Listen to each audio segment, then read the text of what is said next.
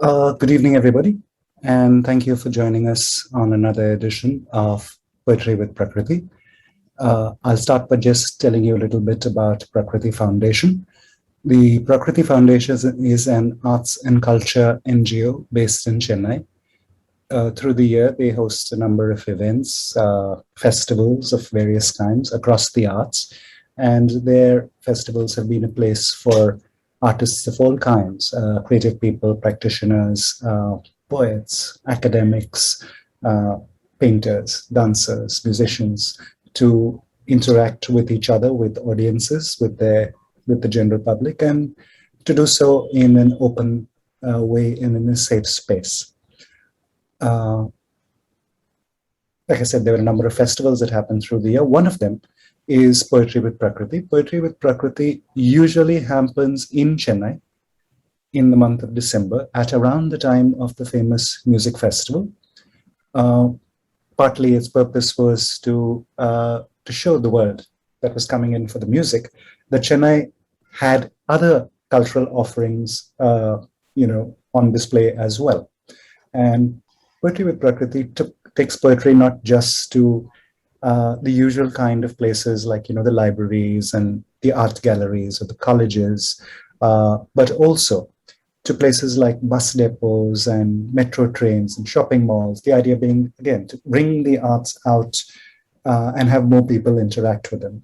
But of course, 2020 happened, the pandemic happened, and a few months before December, which would have been the time when the festival would have happened, the team took the decision to not have the festival, given the restrictions on travel and on public gathering, and instead to do a online festival. Again, not to do that festival only in that 15-day period, but to do it through the year. So the first 3 Saturdays of every month is a different poet each time, a discussion with a moderator, and then open to questions and interaction with the audience. We ask all of you, if you have questions, to please put them in the Q&A box, which you will see at the bottom of the screen. You are free, however, to continue to chat in the chat box, where you can address stuff to each other if you so desire. It's nice to see familiar faces here, people who have been guests at the festival in the past and who will be guests in the future.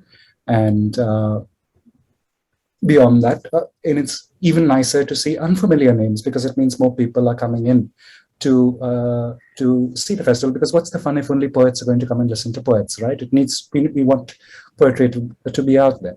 So that's enough from me. My name is Peter, by the way, and I help out with the festival. Meera, who runs Prakriti Foundation, is not here today because she's traveling. And I'm here to help Harish out. Harish is handling the production aspects of the festival and is the person behind the Prakriti Foundation handle today. And I'm now going to hand this over to Mangai Arasu, who is a retired professor who taught at Stella Maris College.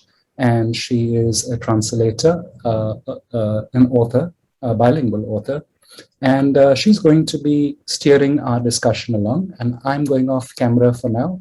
And we'll be back at the very end to say goodbye to all of you. But now over to Mangai, and welcome also to Gopika Jadeja, who's our poet today. But Mangai is going to take care of the introductions for us.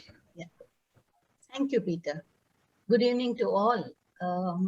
I'm really happy to be back here again and with Gopika. So today evening, we thought we will kind of engage in a conversation. And as all of you know, Gopika has many feathers to her cap. So she's a poet and writes bilingually, both in Gujarati and English, and is a translator.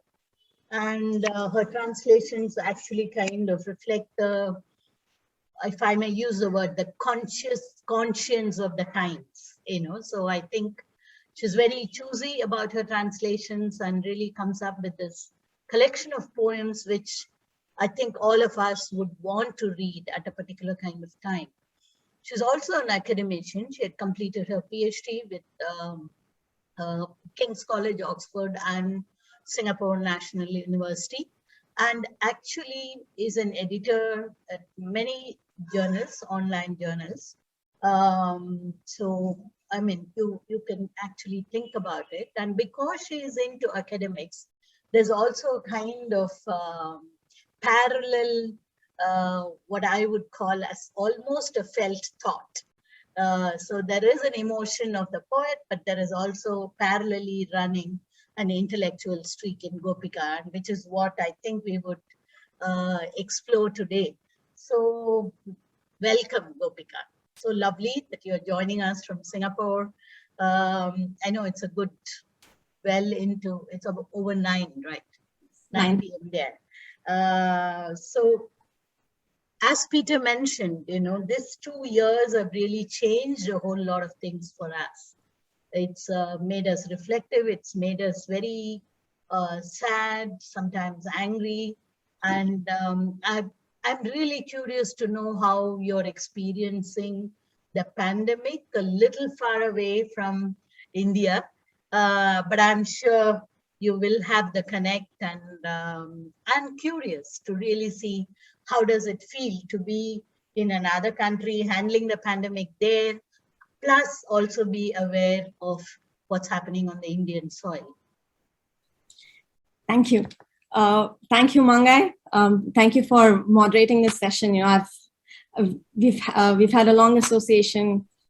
I've come to Stella Maris. I've read poetry there and spoken with your students and seen how inspiring you have been for your students. So thank you for being with me today.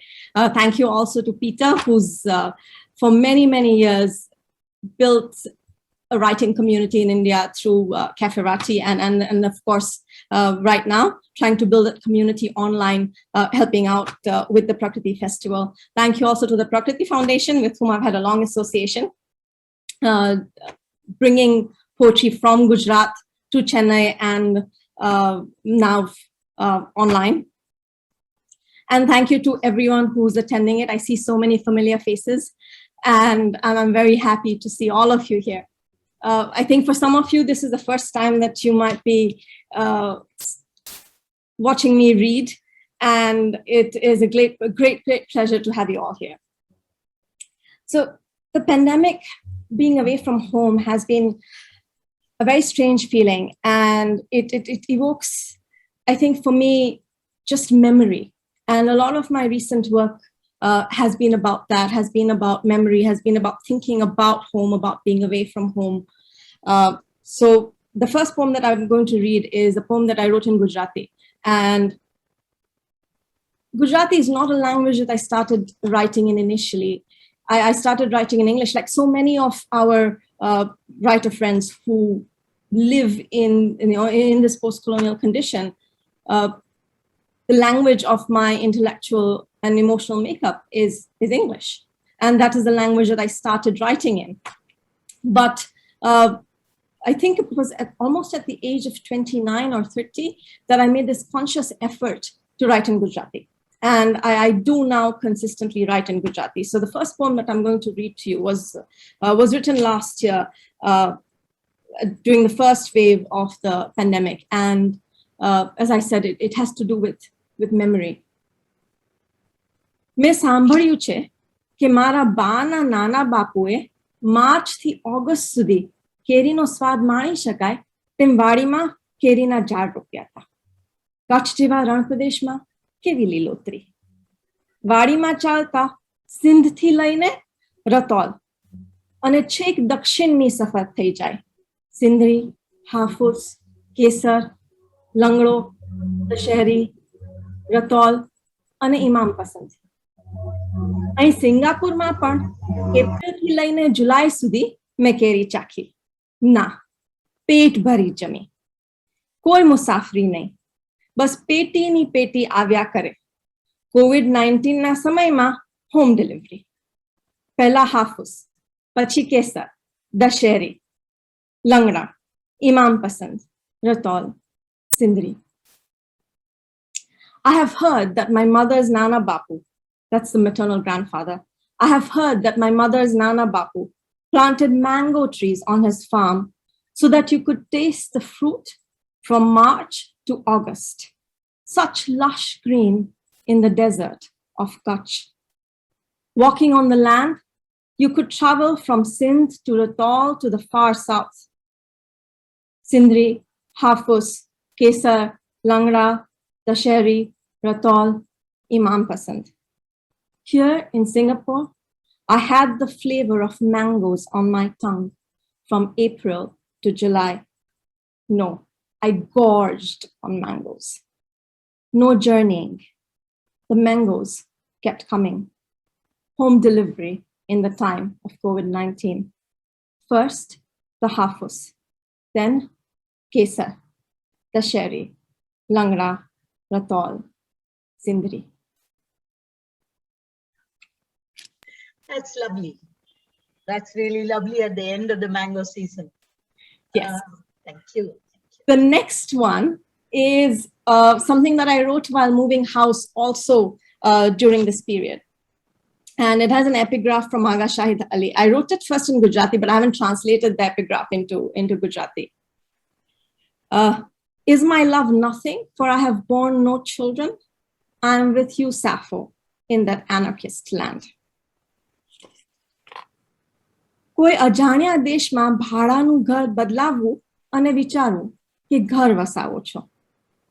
એ ઘરના દરવાજે તોરણ બાંધો. બગીચો ન હોય તો કુંડામાં જાસૂદ અને ચંપા વાવો. મોગરાનો રૂપ પણ અહીં મળે છે. બોટાનિક ગાર્ડનમાં ઓર્કિડ સાથે આસોપાલવ પણ જોવા મળે. 2 વર્ષ પહેલા ચ્વાચુકાંગમાં અશોકના વૃક્ષ પર કેસરી ફૂલ ખીલવાની ખબર પણ હતી છાપામાં. સાચું અશોક. પેલા બ્રિટિશરોએ ઉગાડેલા લાંબા ફોલ્સ અશોક નહીં. બીજા મહાકાય વૃક્ષ તો ઘણા છે, ઘણા દૂર, ઇમારતોથી દૂર, મારાથી દૂર. કોઈ અજાણ્યા દેશમાં ભાડાનું ઘર બદલાવવું અને વિચારવું કે ઘર વસાવો છો. કુંડામાં વાવેતર કરી માનો કે વૃક્ષ રોપ્યો છે. આવનારી પેઢી માટે નહીં તો શું, પોતાના માટે. Is my love nothing, for I have borne no children? I am with you, Sappho, in that anarchist land. From Aga Shahid Ali. Move into a rented house in a foreign land and imagine you are making a home. Tie a toran on the door frame. If there is no garden, plant a jasud and a champa in pots. Here, you can even find the mogra plant. In the botanic gardens, you can see an ashoka tree along with the orchids. 2 years ago, there was news of people flocking to see the bright orange flowers of an ashoka in bloom in Chua-Chu-Kang. Not the false ashok, but that the British favored in India, a real ashok. The kind they say the Buddha was born underneath. There are many large trees here, far from buildings, far from me.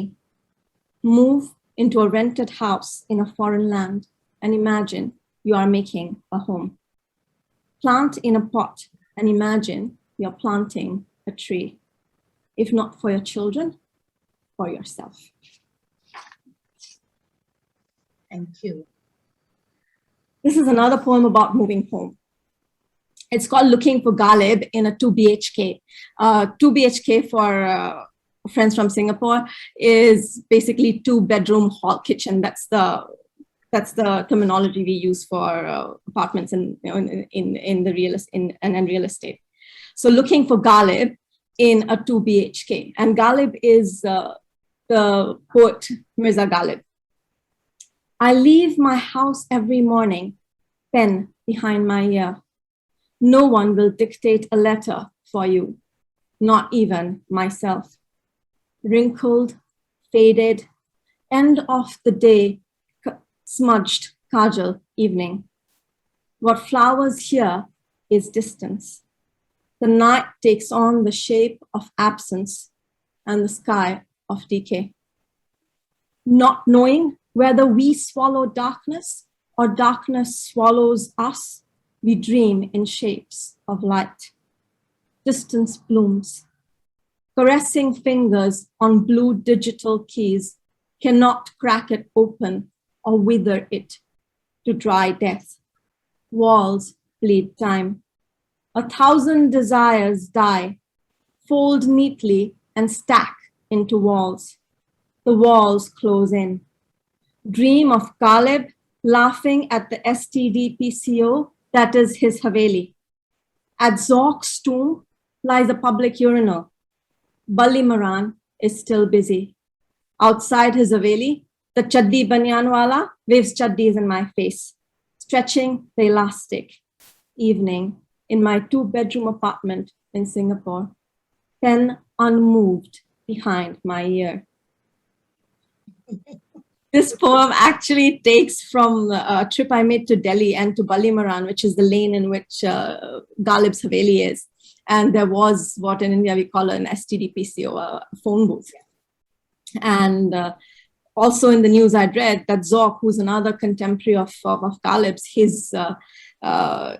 his home had, which was very close by to Bali Maran, had also been turned into a public utility, a public urinal. And the chaddi banyanwalas is basically hawkers who are selling cheap undergarments on the roadside. And just as I was entering Galib's Haveli, I encountered this man waving these chaddis in my face.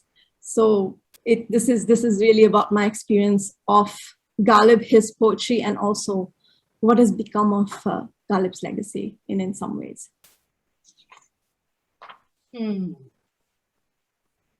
We talked about the pandemic earlier, and the images that that came to me from India from the pandemic, and then the violence of it, in some ways reminded me of the other kind of violence in Gujarat. And in particular, there's a poet in Gujarat, Parul Khakkar, who wrote this poem in Gujarati called Shabdahini Ganga, which means the hearse or corpse bearer Ganga, the Ganges. The river has turned into a corpse bearer, and then she wrote it, having seen those images on television.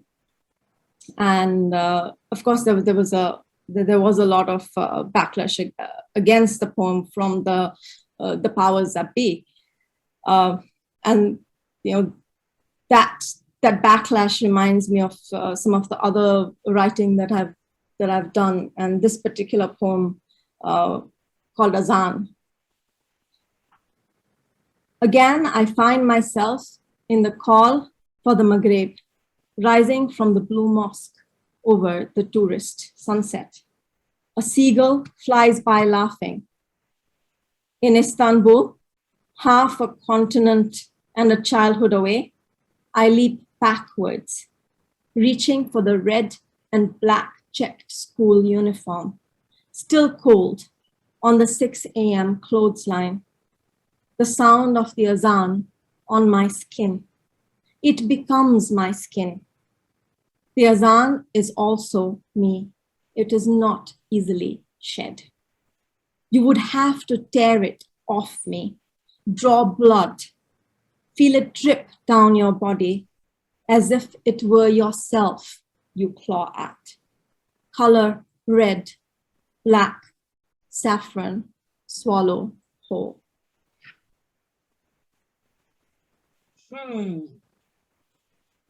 Thank you. I mean, I'm just so many things rushing in your head. And also to kind of just experience listening to Gujarati. Yes. And I also noticed that there are certain words in Gujarati which you have retained in your English version as well. Or even when you write in English, there is a word or two from Gujarati which really comes in.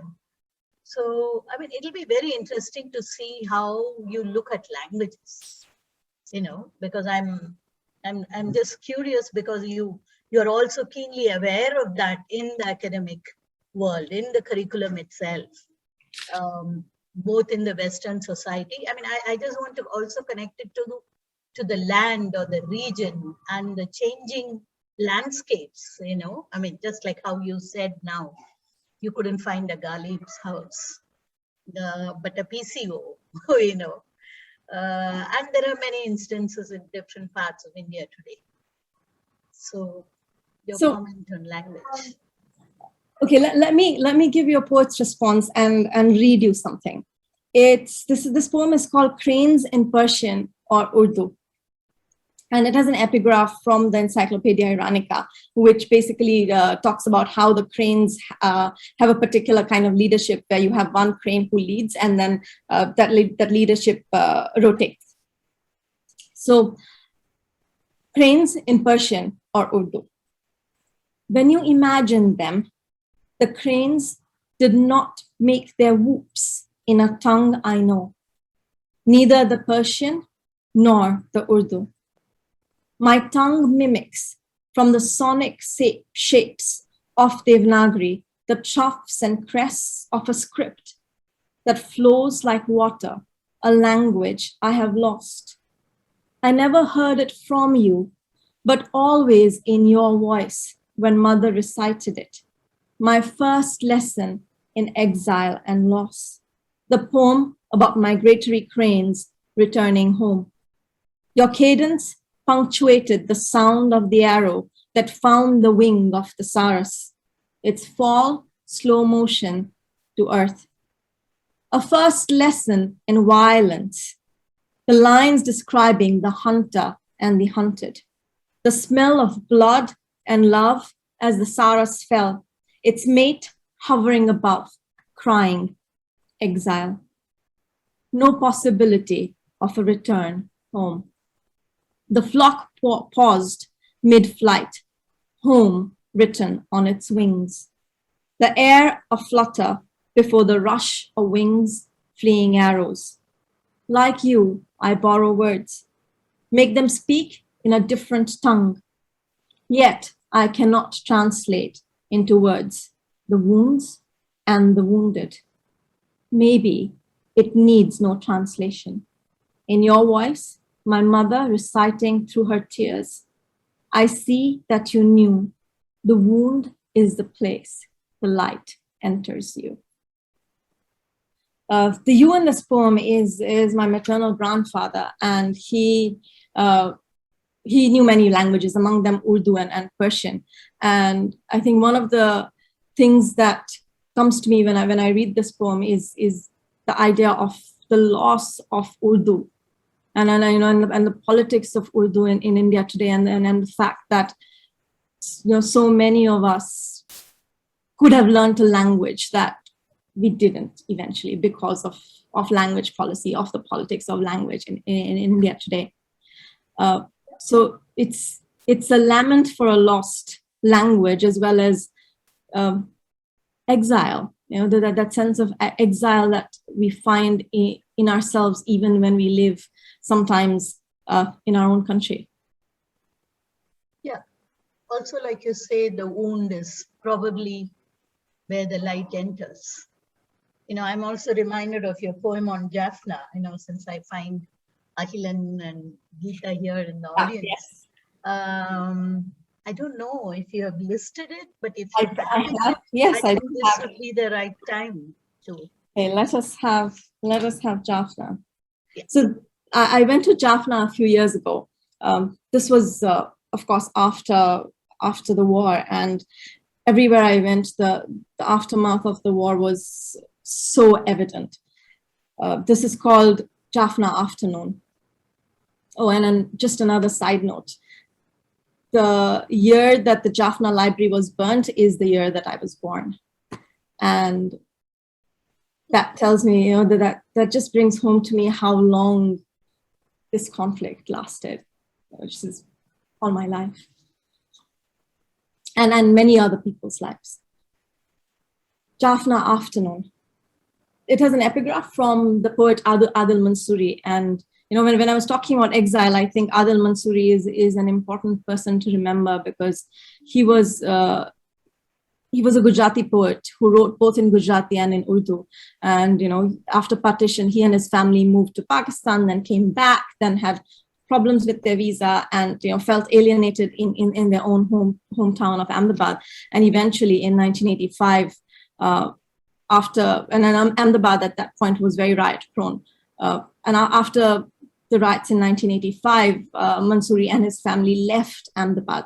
And when he left the city, he wrote a very beautiful ghazal, which begins Nadini Retma Au sheher made na made, this is lament for the city of Ahmedabad. So this particular epigraph is from Adil Mansoori, from a series of poems he wrote about Bosnia. I call it the Bosnia Sequence. And here are his words.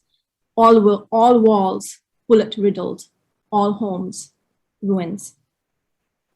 This poem is in parts, but I'll just read them one after the other without stopping. The city is a scream, come unstuck, bared to the camera eye. North of Jaffna, from the afternoon auto, I see a crow peck at the carcass of a mongoose, torn into half, entrails strewn about in the middle of the dirt road. The air reeks a void. The poet laughs, tells stories of war. Radios alive and kicking on bicycle run batteries. A roadside snack named after landmines. The poet, bent, plucks silences from his head. At Point Pedro, I want to stop. Take a picture of the large white cross against the darkening sky. I cannot. I'm afraid to tread where laughter is still fragile. Amidst the battered fishing boats and church bells, Buddha is forced to smile. Hand unsteady, I learn to draw again on pockmarked walls, to join the dots. Srinagar, Ramallah, Baghdad, Beirut, Khobain, Kabul, Gujarat.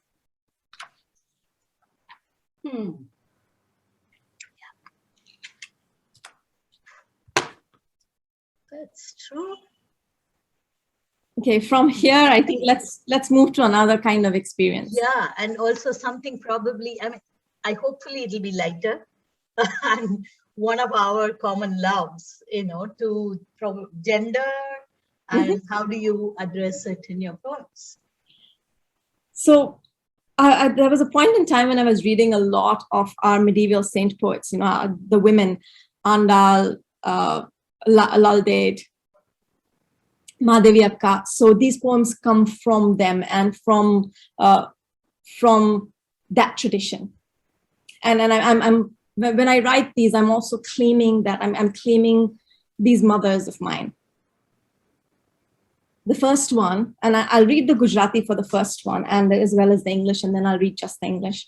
It's a set of 3 short poems. Anubhav. Ambar odi lalla kahe.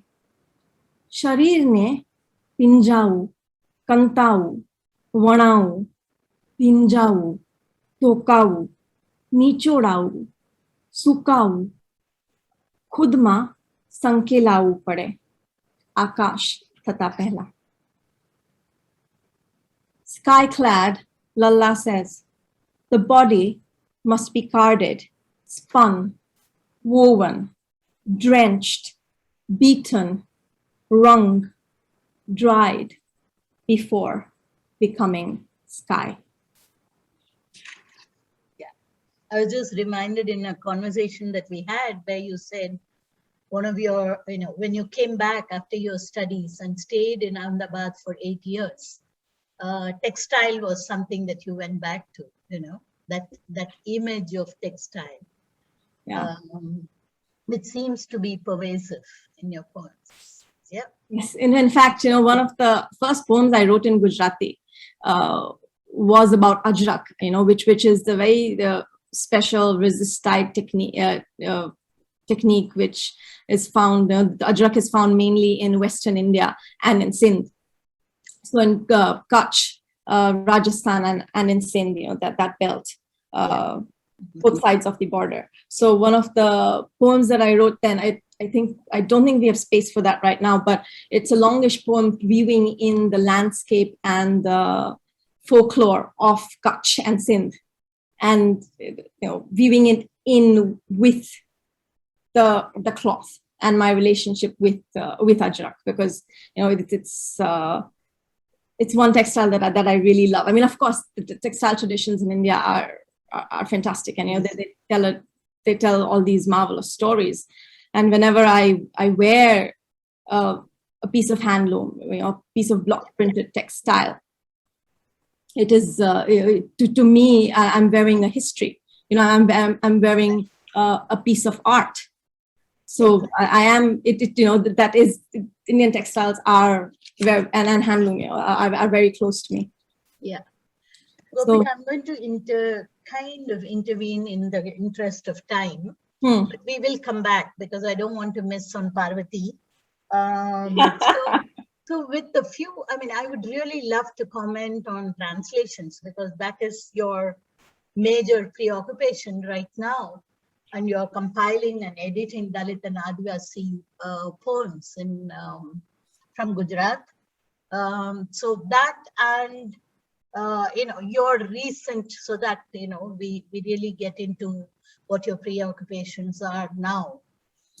So in the interest of time, what I'm going to do is I'm going to read just one translation from a Dalit poet, Nirav Patel. Nirav Patel was a very, very important Dalit poet in Gujarat. He passed away a couple of years ago. And this poem by him, I'm not going to read the Gujarati, I'll just read the English. It is called, I Do Not Want to Be a Human Being. I would be happy to live as an insect. I do not want to be a human being. I can do with minimal sense organs. I can live as an amoeba. I do not want wings. I do not want to reach for the skies. I will crawl like a snake or a lizard. I do not mind being tossed to the sky like grass or dust. I will live as Man Friday on Crusoe's island. I do not want to be an untouchable. I do not want to be a Hindu. I do not want to be a Muslim. I do not want to be a human being. Fantastic. Fantastic. So let's use this as a thread to run into, when you don't want to be a human being, a person in yourself. And especially with all the national boundaries and the question of your belonging. Are you really a citizen? Are you really kind of part of this, whatever maps that are being drawn, and how you're trying to connect it with the colonial history? Yeah. So I'd spoken earlier about the pandemic and how it has led to this reflection about home and place and of course memory. So the work that I've been doing recently, I'll share my screen in a minute because I want to. Okay, so this is the work that I've been doing recently and I'm big. So this is the work that I've been doing recently I've picked up the courage to share what is essentially work in progress. So, it might not be as polished as the rest. But what I've been attempting to do with this work is take a colonial text, which is what the British called the Imperial Gazetteer. And the Imperial Gazetteer was a text that was written for colonial officials, by colonial officials and for other colonial officials to help them understand the land and the people that they were to govern. So what I've done is I've taken excerpts from the Gazetteer and then written parallelly to those, looking at particular communities and looking at particular places that are mentioned in the Gazetteer. So the specific volume I'm using is volume 8 of the Gazetteer of the Bombay Presidency, which pertains to Kathiawar, which is the region in Gujarat, this region in Gujarat where I come from. So tentatively, this is titled Castes and Tribes of Gujarat, or What the Gazetteer of Kathiawar Does Not Say. And this is what it looks like. So this is one of the pages from the Gazetteer. And this one describes a community called the Bhats or the Barots. And the Barots are storytellers. And what I'm going to read to you is about a particular storyteller who used to come to our place. His name was La Baba, and he was this tall man with broad shoulders, wearing his traditional white clothes and turban. He had those big glasses, the old-fashioned glasses, and they were a bit patched. And he used to carry a jola, a cloth bag. And in my mind, he when I thought storyteller as a child, the image that came to me was of La Baba. So this particular section is called Barot, after the community that has been named here. The first poem, this is again in sections. The first one goes, what kind of story would you like to hear? One that lasts for an afternoon, or an afternoon and an evening, or the night long, or a story that lasts many days and nights?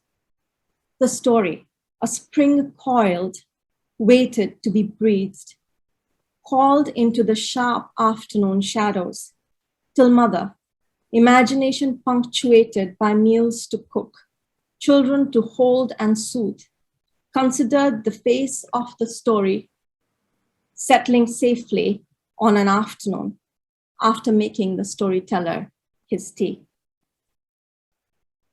The second one, La Baba, descendant of Vijayanand, who shattered his jantar in his grief at his failure to bring her father his promised dowry of 101 buffaloes, and at Sheni's sacrifice, buried up to her neck in Himalayan snow, but lived to love again.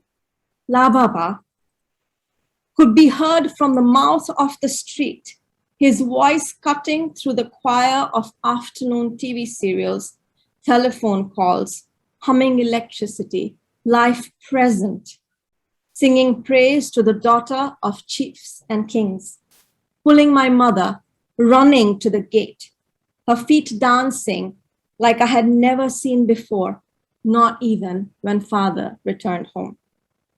La Baba, keeper of blood memories, teller of tales, maker of worlds, puts his hand on her head, utters his blessing, praises the house, his dust-smeared feet, story-laden voice drawn in, welcome. His afternoon-long story song surfaces, drawn from his veins that dig into ancient aquifers of a lost language, time buried. His words, the rival chal of a Kathiawadi horse, quickening breath, filling the hearth with dreams of battle drums, of severed heads watching bodies fight, women battle-colored, sword-edge, honor-bound. Years later, this story hiding in my veins will fight the new words seeping slowly home under my skin, splicing them, leaving behind dream residue, word scars. Wow. And that is a colonial image of a part of a Barot. Beautiful. I also looked at places, and one of the places that I'm going to evoke today is Mandvi, a town in Kutch. And of course, Kutch is a place that's very close to me because my grandmother came from Kutch. This poem has an epigraph of a Kutchi saying, which says, Shiare sorat palo unare Gujarat, choma se vagar balo kachro bare mas. Which means in winter, Sorat, which is a region in Gujarat, in the summer, Gujarat, Vagar in the monsoon, Kutch is beautiful all year long. Okay. So this is Mandvi. Mandvi, 400-year-old ship-making yard, gateway to Bombay, East Africa, a dot along trade routes, home to Kamji Malam, who navigated the route from Malindi to Calicut, not Vasco da Gama. To Jetibai, whose Bandhni Odhni's dissolving layers urged the Portuguese queen against the conversion of her people. Has a beach, a palace with a tower of mirrors. They're silver, Belgian, long tarnished. A lake crowded by seagulls in winter. the best pav I've had, steaming soft from a wood-fired oven in an old bakery across from the palace gates. And Manvi is one of the towns that you find written about in the gazetteers. Yeah. How are we doing for time? We have to wrap up. So I really want you to kind of continue with this and give us an insight into today's bard, maybe. What do you think today's bard should be doing? That is a tall... Or has been doing, because I know you have a great story to tell us. Yeah. Do you mean, I'm just trying to understand the question. Do you mean people who are traditionally storytellers, or do you mean the role of the poet and the storyteller? The role of the bard, who is both historical but present. So you can't escape the present, ever. No, you cannot. Whether you're looking at a gazetteer, or you're looking at a newspaper, or you're passing a new law, and India is passing laws like crazy. So I don't know if you saw the news. Yes, of course. Yeah. So this tradition has morphed today into something slightly different, but still keeping to the kind of oral stories and the histories that they've received. So there used to be in colonial times, pre-colonial times, gatherings called dairo, where mostly men would sit and gather and listen to these stories, but mostly of valor, of battle, right? So that was one kind of storytelling. Of course, the other kind of storytelling was when they came to homes and the women were able to listen, and these were communities and then men who had access to the zanana, so they would be able to go and tell these stories to the women. So in a sense, and this is the world that I'm talking about is of medieval India, of medieval India, with warring kingdoms, with with all the politics and the violence that was part of those warring kingdoms. So you had that tradition that, I guess, flourished during that period, and the impetus then for the storyteller was to create a sense of honor, right? A sense of how shall I say, of tradition that would enable these particular martial communities to uphold their traditions, right? It enabled that kind of world making. Yeah. Today it's different. Today it's a lot more. It's not so caste bound. These storytellers are musicians. Mostly men, of course, still go and this is in Kachava, right? They still go and listen to these storytellers. It's the same stories, but I'll give you an example about how things have changed, or how they have been colored by the current political agendas. So there's this one very, very famous poem by Jadeja Meghani, who was a folklorist and anthropologist, and then he collected a lot of folk stories from Gujarat. One of the poems that he wrote was on seeing a young Charan woman, a young girl, a 14-year-old girl, drive away a lion in the Gir forest in order to save her little calf. Okay. And of course, the cows and calves were the livelihood of these communities. But now, when the same story is told, it is you see the color of cow protection in them. So, and then I heard them. I've seen the YouTube videos of some of these storytellers. So when I hear this story being told now, there is this sense of how shall I put it, of the calf that the girl saved as being a symbol of the cow mother, like or being the cow mother. She saved the cow mother. So that's where this tradition stands right now. And as I was writing, and I've written some other sections about this particular incident as well. But I think what strikes me is the way that this tradition could have moved, but has not, the directions that it could have taken in preserving memory, in preserving certain stories, but has been taken over and appropriated in ways that are very difficult. Let's not end with that note. Let's kind of share what has happened. You were telling me about how you got this from your mother, the WhatsApp. The WhatsApp message. Okay. Yeah, I think we should share it and then open it out for discussion. But we will still read the Parvati before you finish. Okay, so I'm going to share my screen again because a few weeks ago, my mom sent me a WhatsApp message, which was basically a Jain monk, a Digambar Jain monk. Digambars are Jain monks who do not wear any clothes. They wear the sky, basically, metaphorically.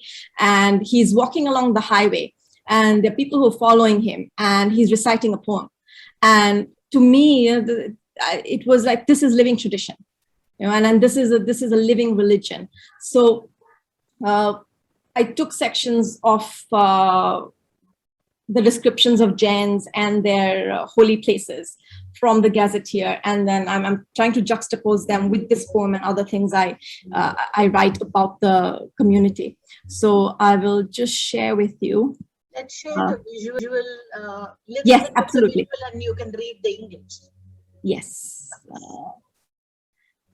So some of the English is there. It's translated at the bottom on the slide to the left, and what he's reciting is about farmers, and he's basically saying that if there were no farmers, none of us could survive. सुनो सुनाते हम हो तुमको जिसे सुनाया प्रभु ने हमको हाँ ऋषभनाथ भगवान हमारे युगादिश जग पालन हारे जीवन जीने की कलाएं जन जन को इन्होंने बतलाएं रहा प्रभु का एक ही नारा मानो था वह प्राण से प्यारा सुनो सुनाते हम व तुमको जिसे सुनाया प्रभु ने हमको कृषि करो या ऋषि बनो तुम कृषि करो या ऋषि बनो तुम दया धर्म को पास रखो तुम अगर संत नहीं बन पाते तो किसान बनकर जीना सीखो अगर संत नहीं बन पाते तो किसान बनकर जीना सीखो किंतु आज के भारतवासी कृषि कार्य को कहते बासी खेती करने में हिंसा है ऐसी सबकी ही मनसा है किंतु सुनो तुम मैं बतलाता किसान का जीवन क्या होता. Okay, I'm going to pause there. It's about 3 minutes long. And what he's saying is, I'll just read you the last bit of the poem that he's reciting. Actually, I'll read you the first few lines. He says, "Come listen, let me tell you what our Bhagwan Rishabhnath told us. The art of life he taught us. Always he gave us this advice.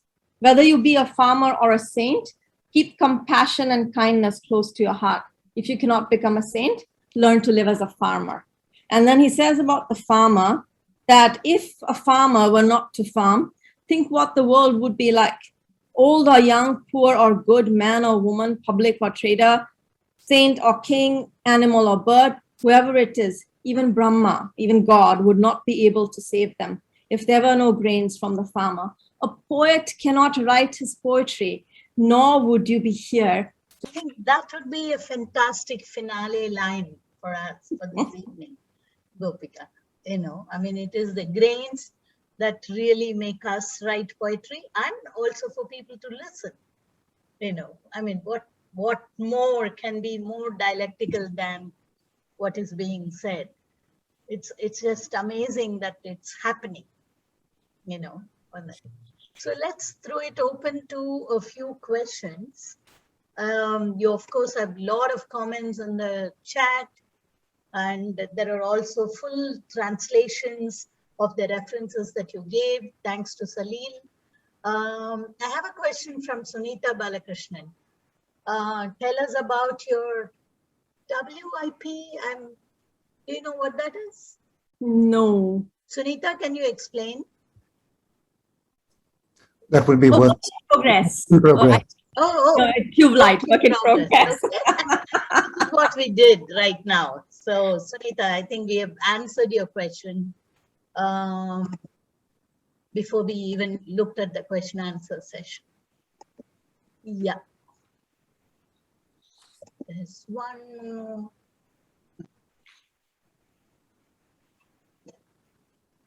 Any other questions? You can put them on question answer.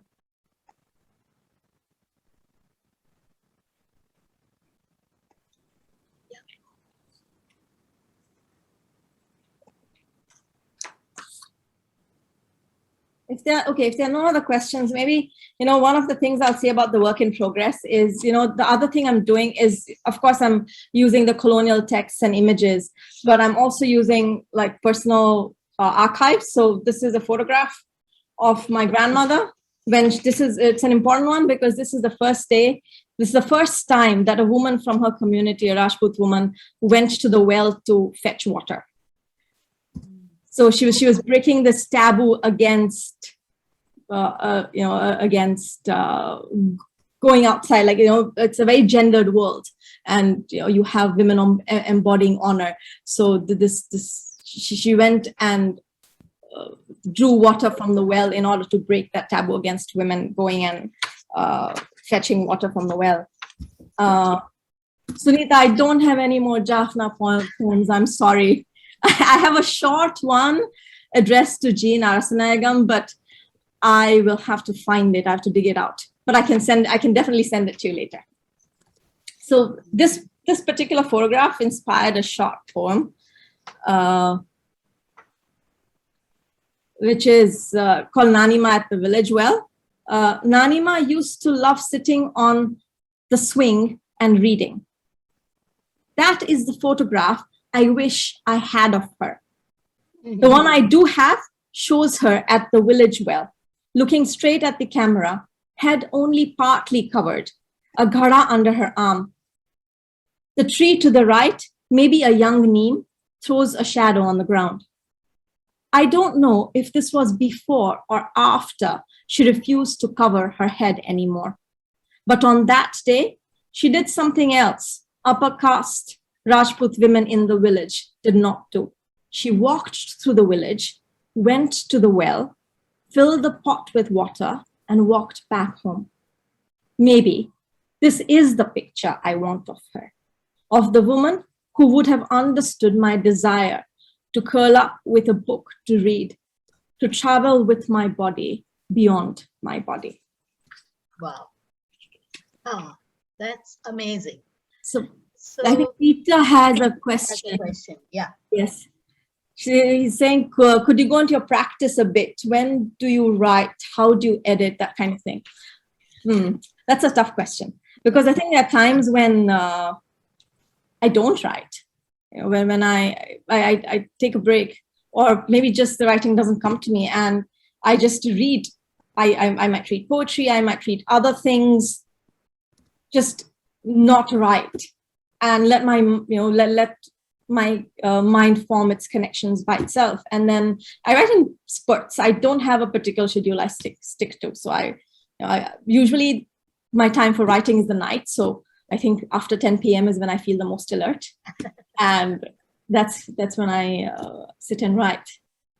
And I think for the longest time, I have had this preoccupation with memory and the recovery of memory, all kinds of memory, of body memory, individual memory, community memory, and what that means to us. Well, what does it mean to remember, and what does it mean when we forget things? How do you edit? I think in Peter's question, that's a very interesting one. How do we? It also connects to a lot of things that you said, like why do the words come in their own language while you're writing in English, or vice versa.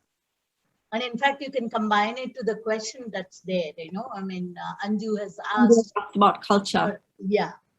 Do you write anything independent of culture? Anju, I'm not so sure whether you can. I don't know if I don't know if I can.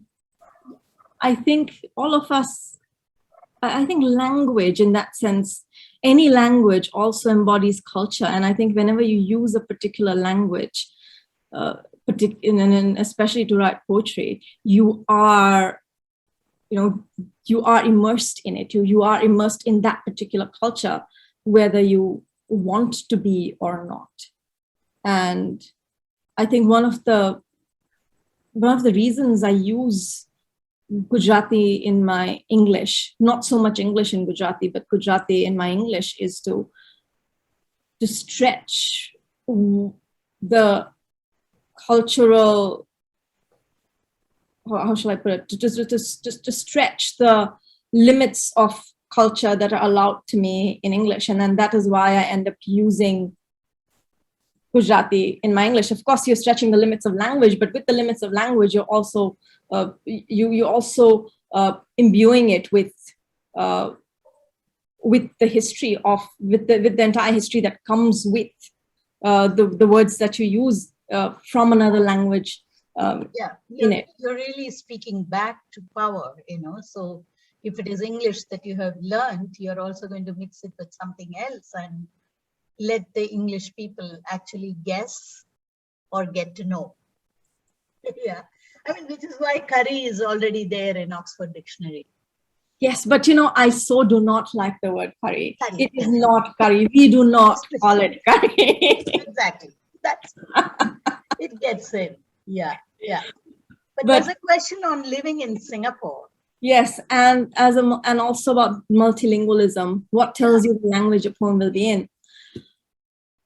That's an interesting question, because sometimes poems just come to me in a particular language, and it is entirely possible that halfway through writing I might switch to another.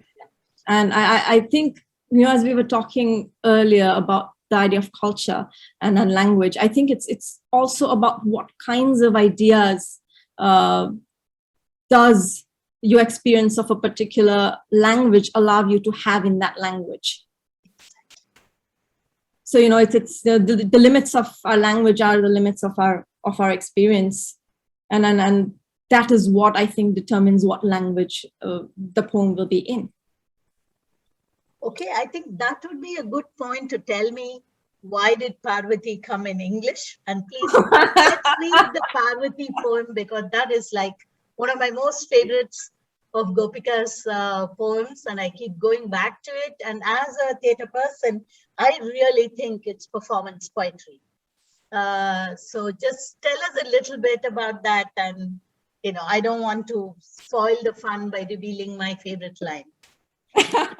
So this particular poem did come to me in English, and I think I shall be completely honest about this, I do not have enough knowledge about meter in Gujarati and rhyme in Gujarati to be able to write this in Gujarati. And this was also many years ago, when I think my experience with the language was not as, I did not have as much experience with the language to be able to express this kind of complexity.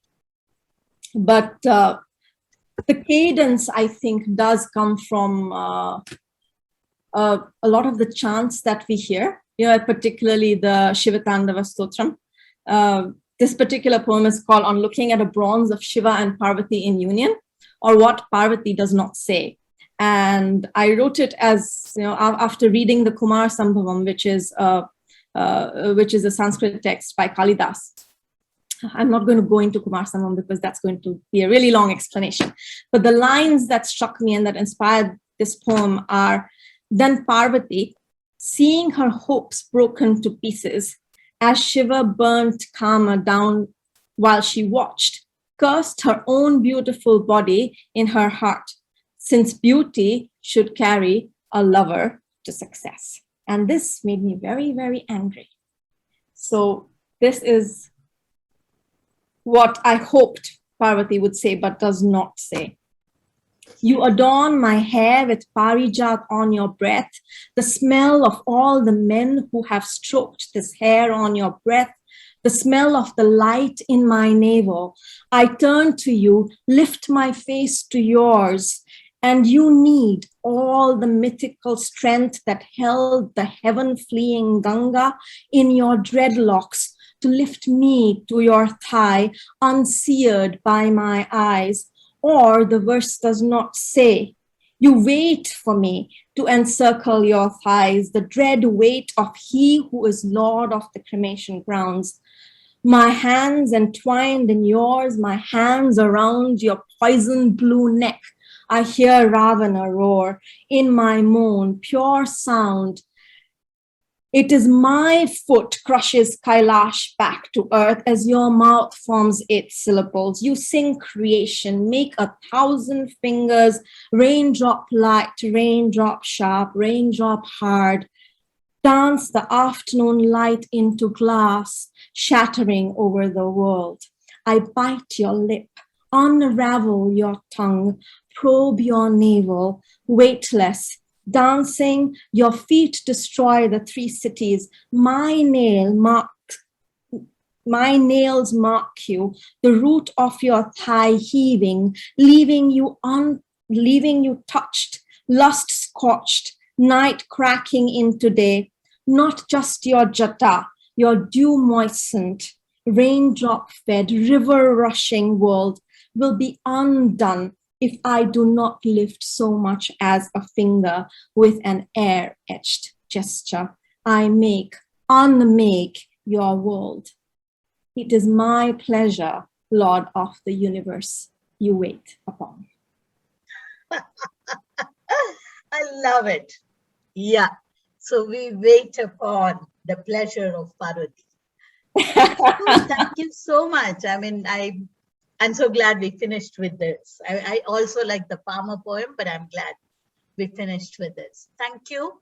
Thank you for a great evening. I think it's been a lot of things to process, but I think there is a kind of overlapping, recurrent preoccupations that Gopika, your work seems to have, and I'm sure it'll kind of flesh itself out, as always. Any creativity would really kind of lead you to flesh it out much more and more, sharper and to the point, and really touching and letting the people listen.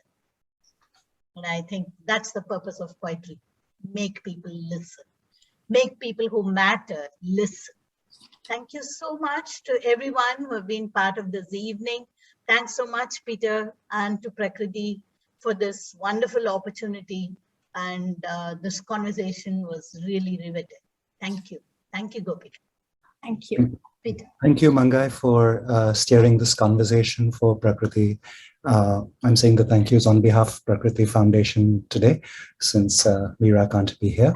So thank you very much for that conversation and for making the time to moderate this discussion, Mangai. Thank you, everyone in the audience who made time on this Saturday to come here, to be part of this event, to watch, to intervene with your incisive questions, your comments, which showed your enjoyment. Thank you very much for that. We do hope you'll come back. I have posted links to how you can keep in touch with Poetry with Prakriti for those of you who are new to the festival and to the foundation. Please do come back. We'll be back next week. 2 poets who will be performing this month are both here in the audience, Anju Makhija and Menka Shavdasani, who will be on in succeeding weeks. The last Saturday of the month is usually a session which is the ongoing retrospective of Manjula Padmanabhan's plays and performance pieces, which is usually on the last Saturday of the month. We hope you'll join us for that too. The good news also is that while this festival had originally been planned from end October last year to October this year, Prakriti Foundation is thinking of continuing this beyond that time, partly because it looks like we should be staying home and not traveling for a while yet. But you can be reasonably sure that there will be Poetry with Prakriti going to the end of the year. So thank you all of you for coming here. Thank you, Poetry with Prakriti, the festival, and Prakriti Foundation for this festival, which has been such a joy to be a part of for this, these times since October last year.